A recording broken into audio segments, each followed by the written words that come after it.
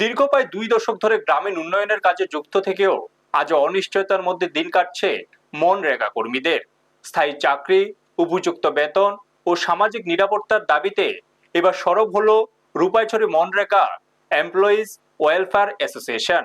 স্থায়ী চাকরি, উপযুক্ত বেতন ও সামাজিক নিরাপত্তার দাবিতে এবার সরব হলো Rupaichhari MNREGA employees welfare association. বুধবার সংগঠনের রূপাইছড়ি ব্লক সেল কমিটির পক্ষ থেকে সাবরুম মহকুমার রূপাইছড়ি আরডি ব্লকের সমষ্টি উন্নয়ন আধিকারিক প্রীতম দেবনাথের নিকট 5 দফা দাবিতে একটি ডেপুটেশন প্রদান করা হয়।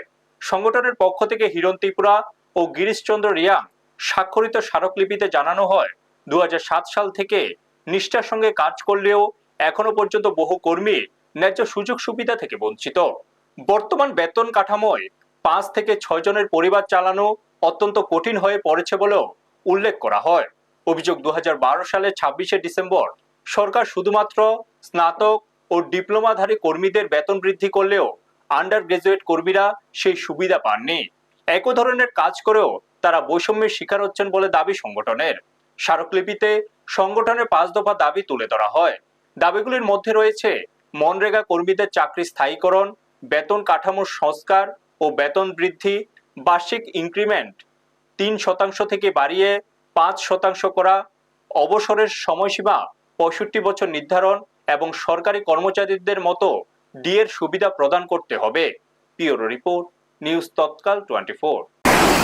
নমস্কার, আমরা রূপাইছড়ি আরডি ব্লকের রেগা সেল কমিটির পক্ষ থেকে আমরা কিছুক্ষণ আগে আমাদের সমষ্টি উন্নয়ন আধিকারিক মহাশয়ের নিকট আমরা 5 দফা দাবি সনদ তুলে দিয়েছি।